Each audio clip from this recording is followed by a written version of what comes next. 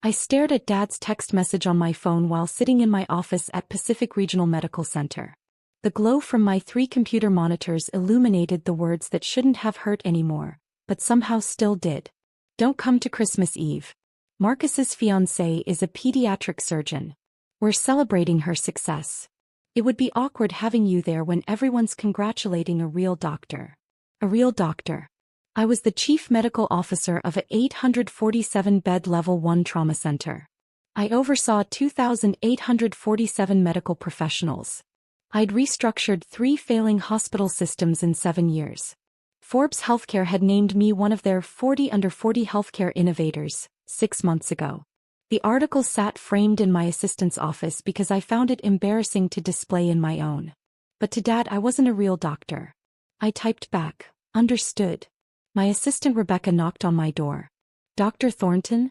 The board wants your final recommendations on the pediatric surgery expansion by January 2nd. Also, we have the last round of interviews scheduled for the 26th. 3 candidates for the head of pediatric surgery position. Send me their files, I said, turning back to my screens where patient outcome data scrolled past. I'll review them tonight. What Dad didn't know, what none of them knew, was that I hadn't just become a doctor. I'd become the person who decided which doctors got hired at one of the most prestigious medical centers on the West Coast. Growing up, I was always in Marcus's shadow. He was the golden child, charismatic, athletic, president of everything. I was quiet, bookish, spending Friday nights in the library instead of at football games.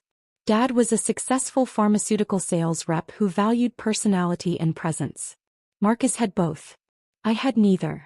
Emma's fine, Mom would tell relatives at gatherings. She studies a lot. Gets good grades.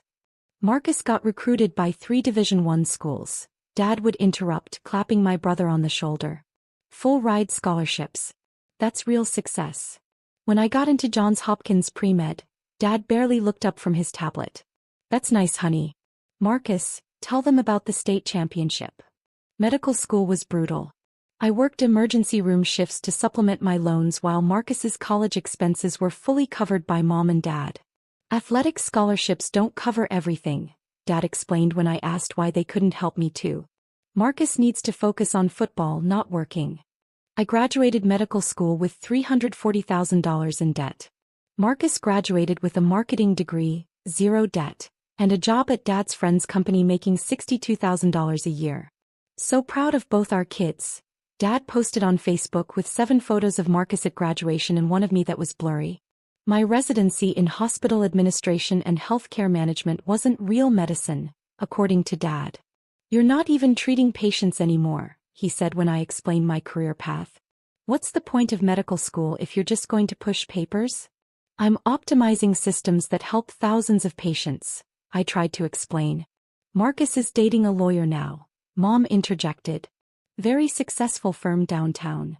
That relationship lasted 4 months. Then there was the teacher, 6 months. Then the architect, 3 months. Each time, family dinners became showcases for Marcus's girlfriend's accomplishments while I sat quietly eating my mother's pot roast, answering the occasional, "How's the hospital job?" with "fine" before the conversation swiveled back to Marcus. When I became director of clinical operations at Seattle Memorial at 29, Dad asked if that meant I was finally treating patients again. When I was recruited to be chief medical officer at Pacific Regional at 32, one of the youngest CMOs in the country, Dad said, "That's nice. Marcus just got promoted to senior account manager." I stopped trying to share my accomplishments. They'd never be enough. I stopped going to every family dinner. They barely noticed. I bought a house in the hills overlooking the city. A beautiful 4-bedroom craftsman with a view of the water. I never invited them over. They never asked to see it. I dated occasionally, but my work consumed most of my time. Restructuring failing hospital systems, negotiating with insurance companies, implementing new patient care protocols. It was challenging, meaningful work that saved lives even if I wasn't the one holding the scalpel. But to my family, I was Emma the administrator. Emma the paper pusher. Emma who wasn't a real doctor. What my family didn't see was the empire I was building. Pacific Regional Medical Center had been failing when I arrived 3 years ago. Patient satisfaction scores were abysmal. Mortality rates were climbing. The hospital was hemorrhaging money, $47 million in losses annually. The previous CMO had been fired, and the board of directors was considering selling to a corporate healthcare conglomerate. Dr. Thornton, the board chair, had said during my interview, "We need someone who can save this hospital. Do you think you can do that?" I presented a 47-slide deck outlining exactly how I'd do it. They hired me the next day. Within 6 months, I'd restructured every clinical department. I fired 12 underperforming physicians, something the previous CMO had been too scared to do. I recruited specialists from across the country. I implemented evidence-based protocols that cut hospital-acquired infection rates by 64%. I negotiated new contracts with insurance providers that increased our reimbursement rates. Within 18 months, we were profitable again. Within 2 years, we were the highest-rated hospital in the region. The board gave me a $340,000 bonus. I paid off my medical school debt in full. They gave me stock options worth $1.2 million. I diversified into a portfolio that my financial advisor called impressively aggressive. They increased my salary to $485,000 annually, plus performance bonuses. Last year, my total compensation was $627,000. But more than the money, I had power. Real power. I decided which doctors got hired, which programs received funding, which departments expanded and which got consolidated. Insurance companies wanted meetings with me. Pharmaceutical reps courted me. Other hospitals tried to recruit me with offers I politely declined. I sat on medical boards. I spoke at healthcare conferences. I consulted for hospital systems across the country for fees that started at $15,000 per day. My professional reputation was impeccable. In the medical community, people knew exactly who Dr. Emma Thornton was. But at family dinners, I was still just Emma the administrator. Marcus brought Alexandria home for Thanksgiving. "She's a pediatric surgeon," Mom gushed on the phone beforehand. "Board certified. Works at Children's Medical Center downtown. Your father is just thrilled." I showed up with wine and homemade apple pie. Alexandria was already holding court in the living room, designer dress, perfect hair, telling animated stories about her surgical cases while Mom and Dad hung on every word. "Emma," Mom said when I arrived. "This is Alexandria Burke, Marcus's girlfriend. She's a pediatric surgeon." "Nice to meet you," I said, extending my hand. Alexandria's handshake was limp. Her eyes barely registered me before returning to Dad. As I was saying, the laparoscopic approach for pediatric appendectomies has really revolutionized our field. "Emma works at a hospital too," Mom offered weakly. "In administration." "Oh." Alexandria's smile was polite and dismissive. "That's nice. The people who do the paperwork are so important." Dad laughed. "Emma's not the hands-on type. Never has been. Marcus got all the people skills in the family." I ate my dinner quietly while Alexandria described a complex cardiac surgery she'd assisted on. The story was impressive. He was clearly talented. But the way she kept emphasizing certain points, "As a surgeon, you understand the pressure. Those of us who actually work with patients, real clinical medicine," made it clear she'd already been briefed on my career, and found it wanting. After dinner, I heard Alexandria talking to Marcus in the kitchen. "Your sister seems nice," she said. The "but" hung unspoken in the air. "Emma's always been different," Marcus said. "Not really a joiner, you know. Dad worries she's wasted her medical degree on administrative stuff." "It takes all kinds," Alexandria said with the kind of charitable tone people use when discussing someone they pity. "Not everyone has the temperament for real patient care." I left early, claiming morning meetings. No one tried very hard to make me stay. 3 weeks later came Dad's text about Christmas Eve. December 20th, Rebecca walked into my office with a strange expression. "Dr. Thornton, you need to see this." She handed me a resume and application for our head of pediatric surgery position. The position I'd created as part of our expansion plan. A position with a salary range of $380,000 to $450,000, full benefits, research budget, and access to cutting-edge facilities. The name at the top, Dr. Alexandria Burke. I read through her credentials carefully. Johns Hopkins Medical School. Pediatric surgery residency at Children's Hospital of Philadelphia. 5 years of experience. Solid publication record. Strong references. Her qualifications are excellent, Rebecca said carefully. She's made it to the final 3 candidates. Interviews are scheduled for the 26th. I scanned her application essay. Professional. Articulate. She talked about her passion for pediatric care, her interest in academic medicine, her desire to build a world-class pediatric surgery program. She had no idea who the chief medical officer was. Our hospital's leadership wasn't plastered on the website. By design, I kept a low profile in local media. I did my job, got results, and avoided the spotlight. Most of the public-facing work was done by our CEO and our PR team. Alexandria Burke had applied to my hospital, made it through 3 rounds of interviews with my hiring committee, and was about to sit across from me for her final interview. The final interview where I made the ultimate hiring decision. Schedule her for 10 a.m. on the 26th, I said calmly. After the other 2 candidates. I'll want maximum time with each finalist. Rebecca's eyes flickered with understanding. She'd worked for me for 2 years. She knew exactly what Christmas Eve would be like for me. Will do, Dr. Thornton. I spent Christmas Eve alone in my house. I roasted a small chicken. I watched old movies. I ignored the photos Marcus posted on Instagram. Alexandria laughing with Mom, Dad giving a toast to our future daughter-in-law, the successful surgeon, Marcus's caption, finally someone who understands what real success looks like. #family first #proud son. I texted Marcus Merry Christmas at 9 p.m.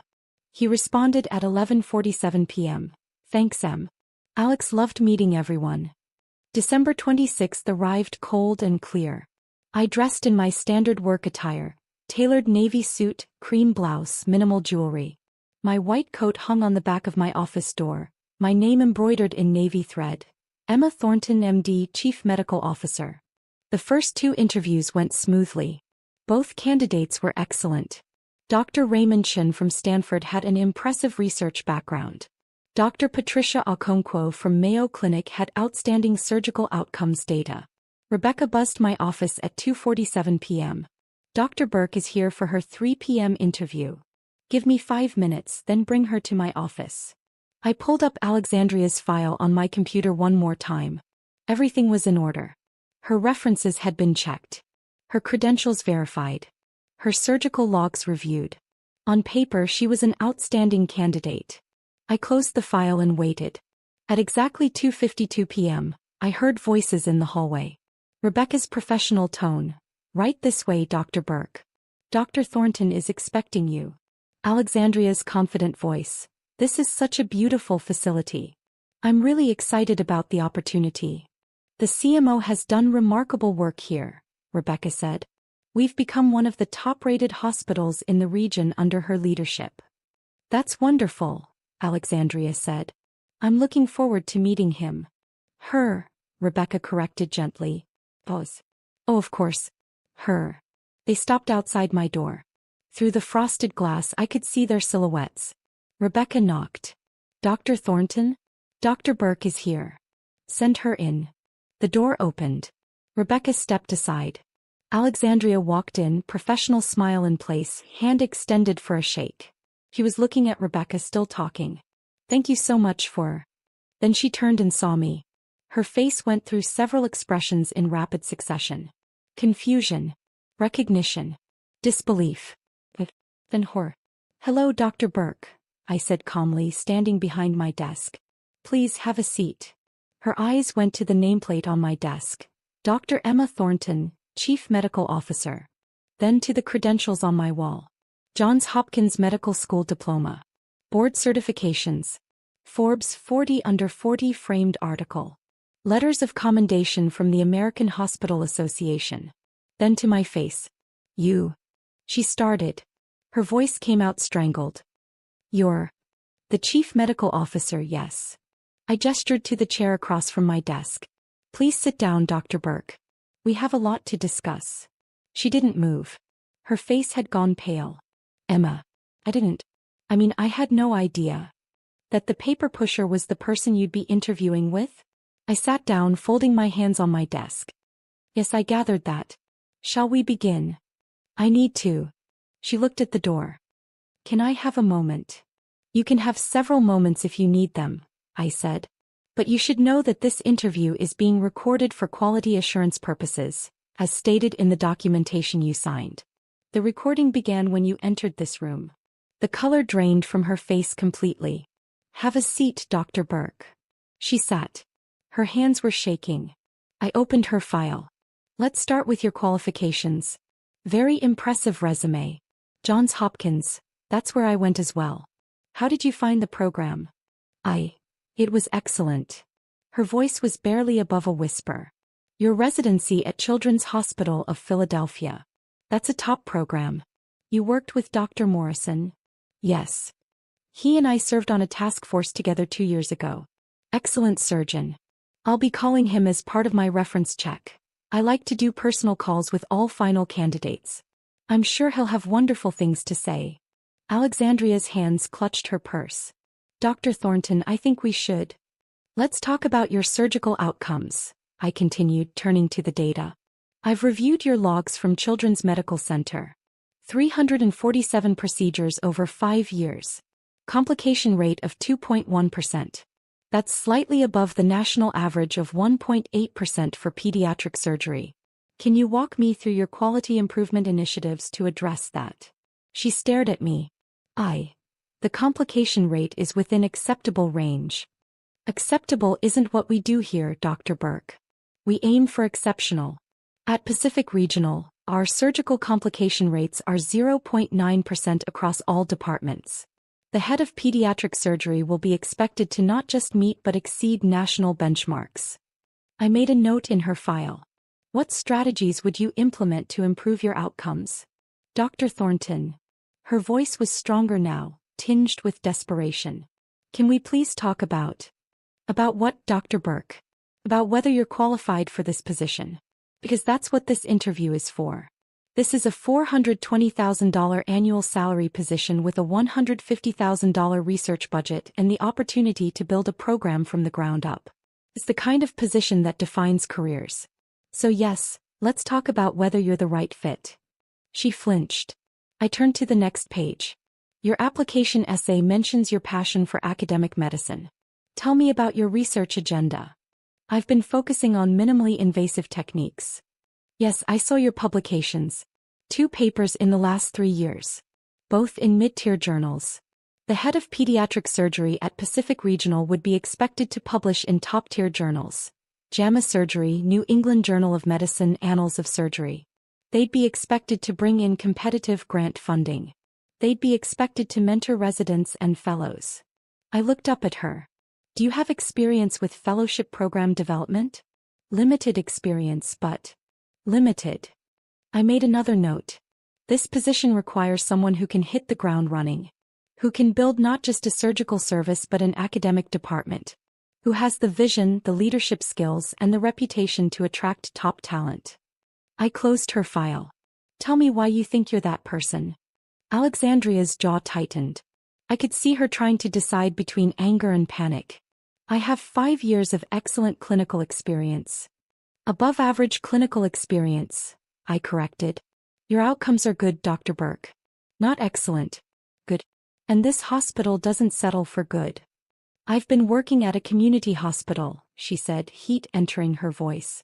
The resources at Children's Medical Center are limited compared to a place like this. Dr. Okonkwo came from Mayo Clinic, I said. Dr. Chin came from Stanford. Both have published in top journals. Both have developed innovative surgical techniques. Both have mentored dozens of residents. Both have complication rates below 1%. I leaned back in my chair. You're competing against the best, Dr. Burke. I need you to tell me why I should choose you over them. She stood up suddenly. You know what? I don't think this is a fair interview. You clearly have some kind of personal. Sit down, Dr. Burke. My voice wasn't loud. Didn't need to be. It was the voice that had fired inadequate physicians. The voice that had restructured entire departments. The voice that hospital administrators across the country paid $15,000 a day to hear. She sat. Let me be very clear, I said. My personal life and my professional responsibilities are completely separate. You are being evaluated solely on your qualifications, your experience, and your ability to lead a pediatric surgery department. If you feel the process is unfair, you're welcome to withdraw your application. I don't want to withdraw. Then answer the question. Why should I hire you? She took a shaky breath. I'm a good surgeon. I care about my patients. I want to build something meaningful. So do the other candidates. I opened her file again. Let's talk about leadership. Have you ever managed a team larger than 2 residents? No, but have you ever been responsible for a departmental budget? I've had input on equipment purchases. Have you ever recruited physicians from competing institutions? No. Have you ever negotiated with insurance companies for better reimbursement rates for complex procedures? That's not typically a surgeon's responsibility. It is here. The head of pediatric surgery will have full P&L responsibility for their department. They'll be expected to run it like a business while maintaining the highest clinical standards. I looked at her directly. Dr. Burke, you're an adequate surgeon applying for a leadership position that requires excellence. Your clinical skills are satisfactory, but your leadership experience is minimal. Your research portfolio is thin. Your outcomes are merely acceptable.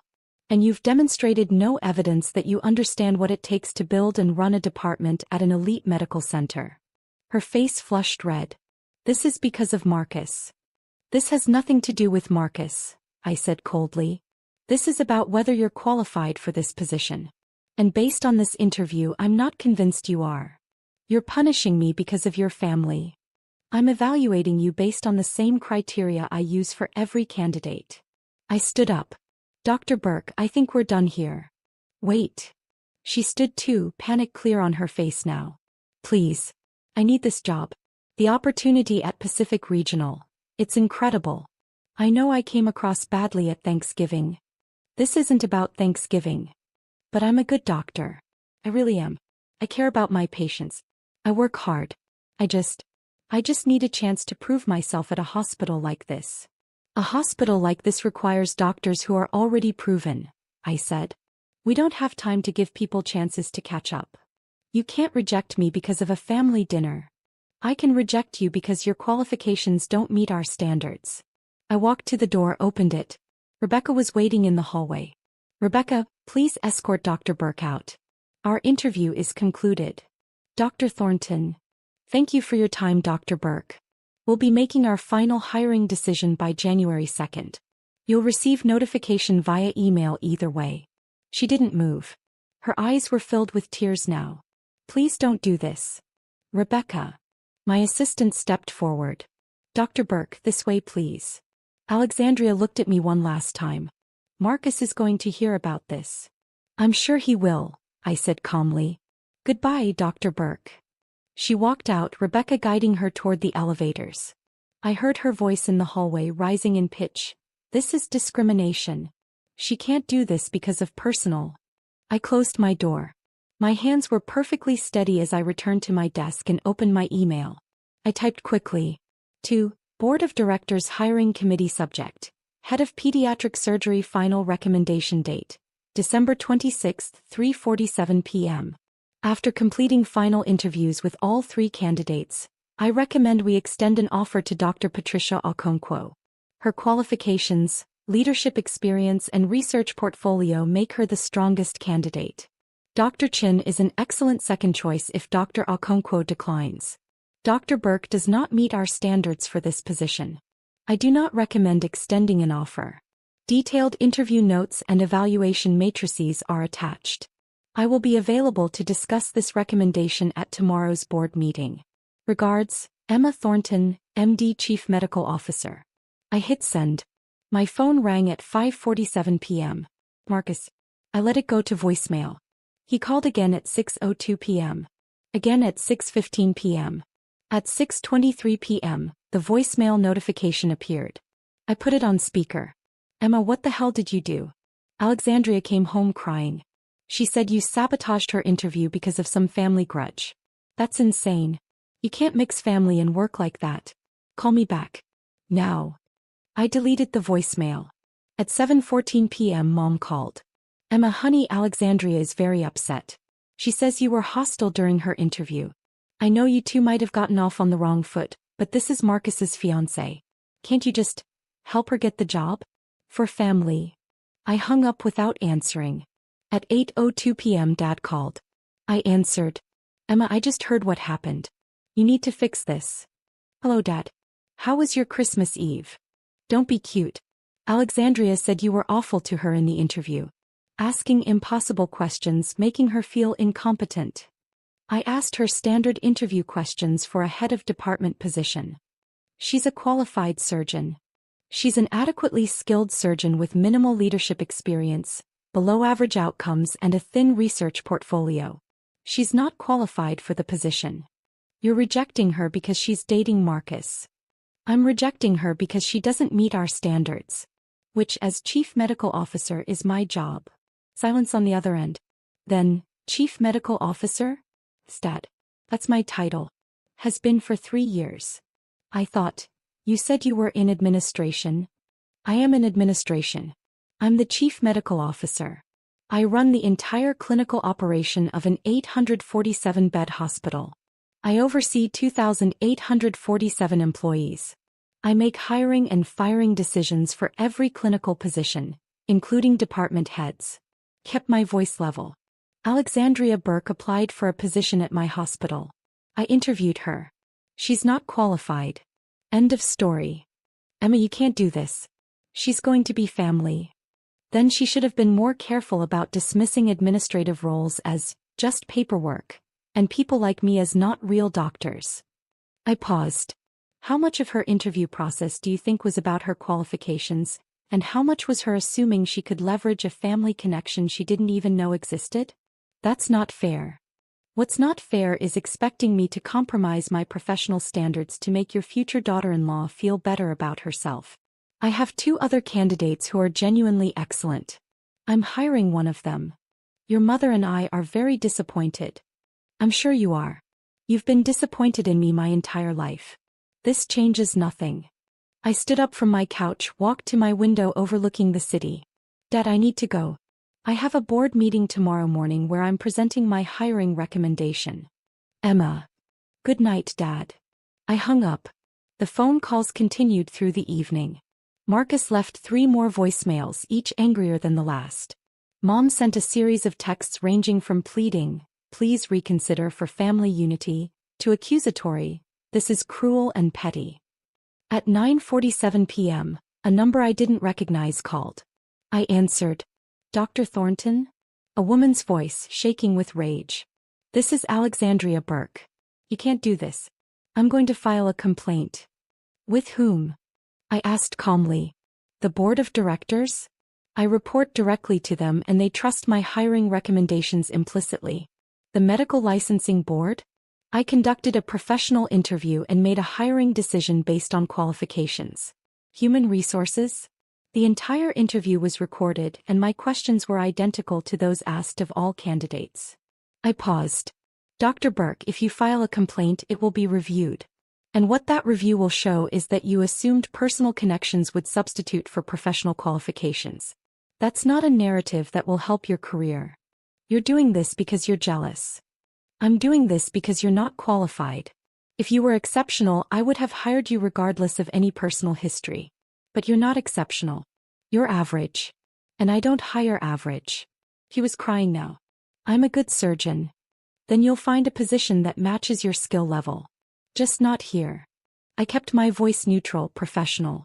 I suggest you focus on improving your outcomes, building your research portfolio and gaining leadership experience. In 5 years, if you've accomplished those things, you're welcome to reapply. 5 years. Good luck, Dr. Burke. I hung up. December 27th, 9 a.m. The Board of Directors conference room on the executive floor. 12 board members, our CEO, our CFO and me. Dr. Thornton, the board chair said, walk us through your recommendation for head of pediatric surgery. I opened my presentation. 3 slides for each candidate. Credentials, interview performance, evaluation matrix. Dr. Chin is excellent. Stanford trained, innovative surgical techniques, strong research. He'd be a solid hire. Dr. Okonkwo is exceptional. Mayo Clinic, outstanding outcomes, Proven leadership, established research program. She's my top recommendation. And Dr. Burke? One of the board members asked. I see she made it to the final round. Dr. Burke has adequate clinical skills but lacks the leadership experience and research profile we need. Her surgical complication rate is 2.1%, above our target. She's published 2 papers in mid-tier journals in 5 years. She has no experience managing budgets or teams larger than 2 residents. She doesn't meet our standards. Noted, the board chair said. I move that we extend an offer to Dr. Okonkwo at $420,000 annually plus the standard benefits package and research budget. All in favor? Unanimous approval. Dr. Thornton, reach out to Dr. Okonkwo today. Let's get this done. Meeting adjourned at 9:47 a.m. I called Dr. Okonkwo from my office at 10:15 a.m. Dr. Okonkwo, this is Dr. Emma Thornton from Pacific Regional Medical Center. I'm pleased to offer you the position of head of pediatric surgery. She accepted on the spot. The next family dinner was scheduled for New Year's Eve. I wasn't planning to go, but Mom called and said, please come. We need to talk as a family. I arrived at 6 p.m. The tension was immediate. Marcus was furious. You sabotaged Alex's career. I made a hiring decision based on qualifications. You humiliated her. I interviewed her the same way I interview every candidate. Dad stepped in. Emma, you could have helped her. Help her by hiring someone underqualified. That's not how I do my job. She's going to be family. Marcus shouted. Then she should have thought about that before dismissing what I do as paperwork, and implying I wasn't a real doctor. Mom wrung her hands. Can't we all just get along? I get along fine with people who respect me, I said. Alexandria didn't respect me. She made that clear at Thanksgiving. Now she's learned that the person she dismissed actually had power over her career trajectory. That's not my problem. That's hers. You're being vindictive. Marcus yelled. I turned to him. Let me ask you something, Marcus. Did Alexandria tell you about her surgical complication rate? About her limited research? About her lack of leadership experience? Or did she just tell you that I was mean to her? He faltered. She said you asked impossible questions. I asked about her quality improvement initiatives, her research agenda, and her leadership philosophy. The same questions I ask every department head candidate. She couldn't answer them adequately because she hasn't thought about them. She's been skating by on adequate performance at a community hospital, and she thought a prestigious position would just fall into her lap because she has good credentials. I looked around the room. I built that hospital's reputation. I'm not going to damage it by hiring someone underqualified just because she's dating my brother. She's devastated, Mom said quietly. Then she'll learn from this and do better next time. That's how careers work. Dad's face was red. You've always been difficult, Emma. Always thought you were better than everyone. No, Dad. I just am better. At my job. Which you would know if you'd ever paid attention. I picked up my purse. I came because Mom asked. I've said what I needed to say. I'm leaving now. Emma, wait, Mom started. I'm done waiting, Mom. I'm done being invisible.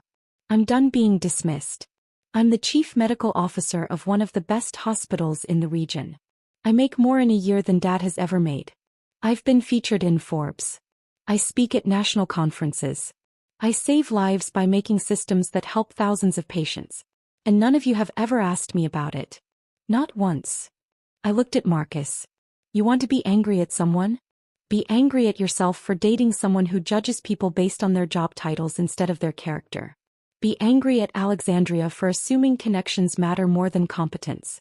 But don't be angry at me for doing my job with integrity. I walked out. Marcus followed me to my car. Alex and I are probably going to break up because of this.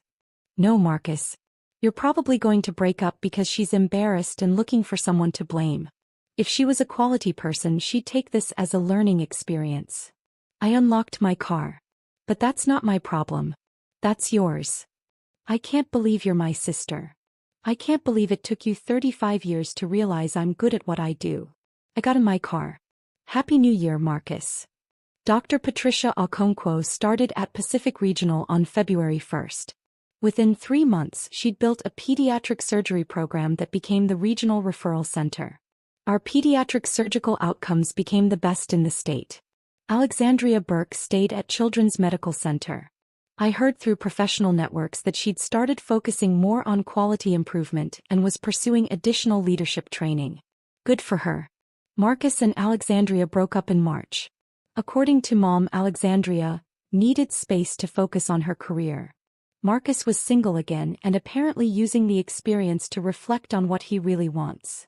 I got promoted to Executive Vice President of Clinical Operations in April with a salary of $645,000 and expanded responsibilities across our entire health system. 4 hospitals, 23 clinics. Forbes Healthcare did a feature article, How Dr. Emma Thornton Built One of America's Most Successful Hospital Systems. They interviewed me for 6 hours. The article was 12 pages long. Dad texted me when it came out, saw the Forbes article. Very impressive. Can we have lunch? I texted back, I'm free Tuesday at noon. My office. He came. He saw the view from the executive floor. He saw my name on the door. He saw the awards on my wall. He saw the team of people who reported to me, all of them calling me Dr. Thornton with genuine respect. I didn't know, he said quietly over our sandwiches in the executive dining room. I didn't know any of this. I tried to tell you. For years. You didn't listen. I thought. He trailed off. I thought you were just in administration. Like a hospital manager. I am a hospital manager. I manage the clinical operations of a 4-hospital system. That's what a chief medical officer does. I took a sip of my water. You thought administration meant filing paperwork because you didn't understand what the job actually entailed. You valued Marcus's marketing job over my role restructuring failing hospital systems because one sounded more prestigious to you than the other. I was wrong. Yes, you were. We ate in silence for a few minutes. Can we start over? Dad asked. No, I said. We can start from here. From the truth. I'm not the invisible daughter anymore. I'm not the not real doctor anymore. I'm Dr. Emma Thornton and I've built something remarkable. If you want to be part of my life, you need to respect that. You need to see me. I see you now. Good, I said. That's a start. Mom slowly started asking me real questions about my work. Not just, how's the hospital job?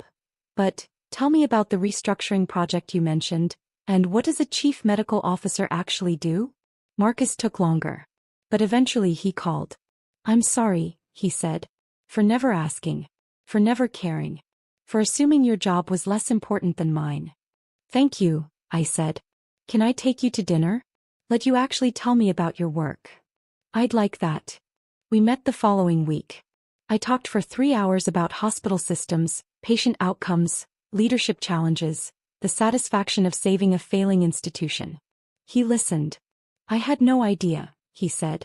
I had no idea you were doing any of this. I know. I was a terrible brother. You were an oblivious brother. But you're here now. That counts for something. The family dynamics didn't magically heal. These things never do. But they shifted. Slowly. Incrementally. I set boundaries. I showed up when I wanted to, not when I was expected to. I talked about my work when asked and I left when the conversation turned dismissive. I built the life I wanted. The career I'd earned. The respect I deserved. And when people asked me what I did for a living, I didn't minimize anymore. I'm the Chief Medical Officer and Executive Vice President of Clinical Operations for Pacific Regional Health System. I oversee clinical operations for 4 hospitals and 23 clinics. I build systems that save lives. Most people were impressed. My family finally was too. But the most important person who was impressed? Me. I looked in the mirror and saw Dr. Emma Thornton. Not the invisible daughter. Not the paper pusher. Not the not real doctor. The real doctor who built an empire while everyone was too busy dismissing her to notice. And that was enough.